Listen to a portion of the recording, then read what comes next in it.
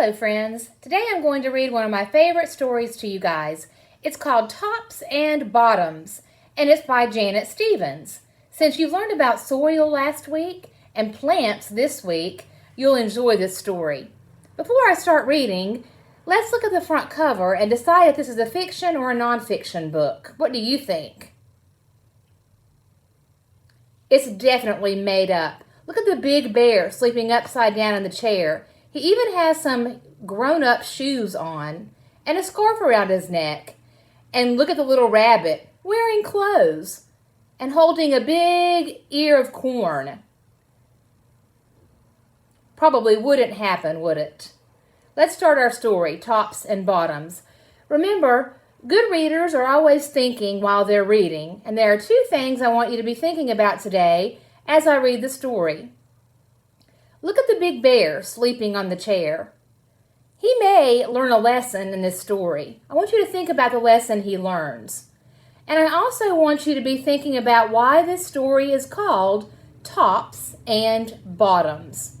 Let's enjoy the story now. Once upon a time, there lived a very lazy bear who had lots of money and lots of land.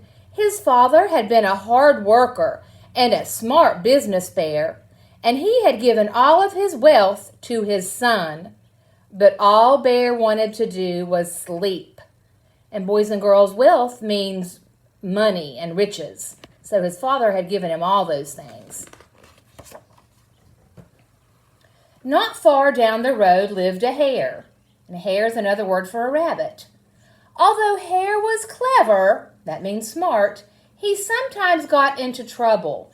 He had once owned land too, but now he had nothing. He had lost a risky bet with a tortoise and had sold all of his land to Bear to pay off the debt. Are you thinking about the tortoise and the hare? Hare and his family were in very bad shape. The children are so hungry. Father Hare, we must think of something, Mrs. Hare cried one day. So Hare and Mrs. Hare put their heads together and they cooked up a plan. They're trying to figure out how they can make money and get food to feed all their babies.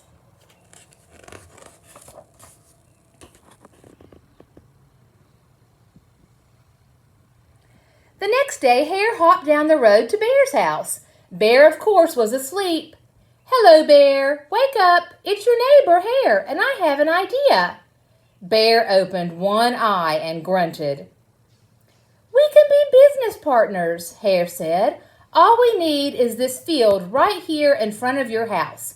I'll do the hard work of planting and harvesting, and we can split the profit right down the middle. Yes, sir, Bear, we're in this together. I'll work and you sleep. And boys and girls, when Hare is telling Bear that they can split the profit right down the middle, he's saying that they can divide the money they make from the crops that they grow and they pick. He can get half of the money and Bear can have half the money.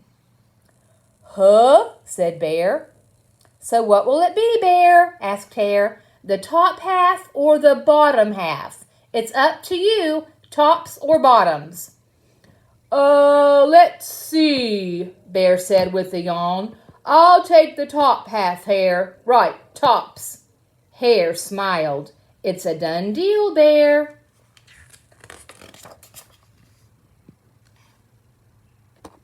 So Bear went back to sleep, and Hare and his family went to work. Hare planted, Mrs. Hare watered, and everyone weeded. Look at the little hare children picking those dandelion weeds out of the garden. Bear slept as the crops grew. When it was time for the harvest, Hare called out, Wake up, Bear! You get the tops and I get the bottoms.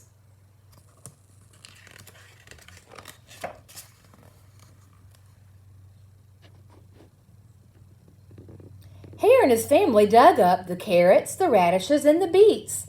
Hare plucked off all the tops, tossed them into a pile for Bear, and put the bottoms aside for himself.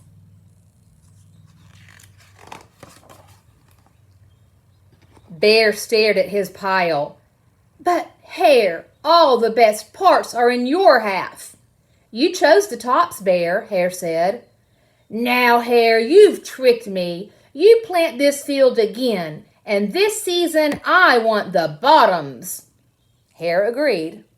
It's a done deal, Bear.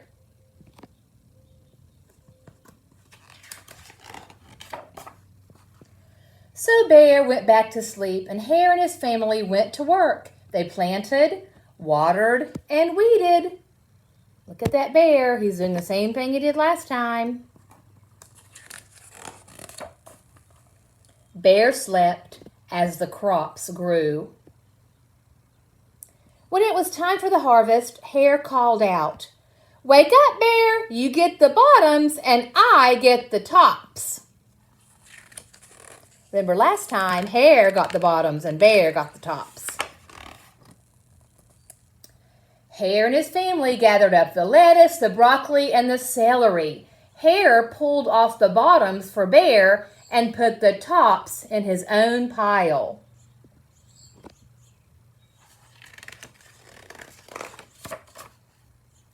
Bear looked at his pile and scowled. "Hare, you've cheated me again." "But Bear," Hare said, "you wanted the bottoms this time."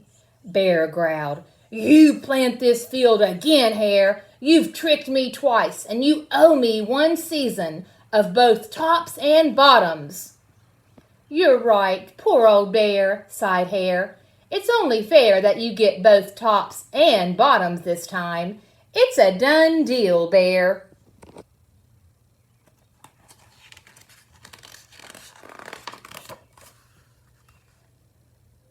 That looks familiar. Bear is taking a nap. So Bear went back to sleep, and Hare and his family went to work. They planted, watered, and weeded. Then they watered and they weeded some more. Bear slept as the crops grew. When it was time for the harvest, Hare called out, "Wake up, Bear! This time you get the tops and the bottoms."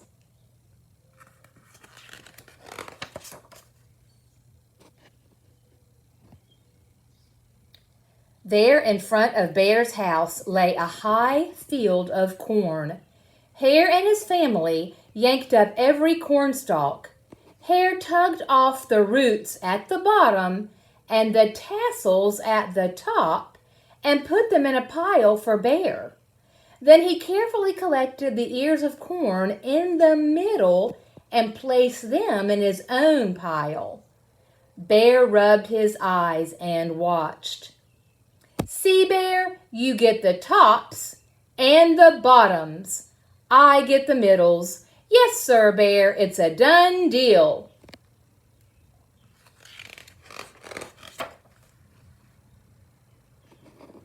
By now, Bear was wide awake. "That's it, Hare," he hollered. "From now on, I'll plant my own crops and take the tops, bottoms, and middles." Hare and his family scooped up the corn and hopped down the road toward home.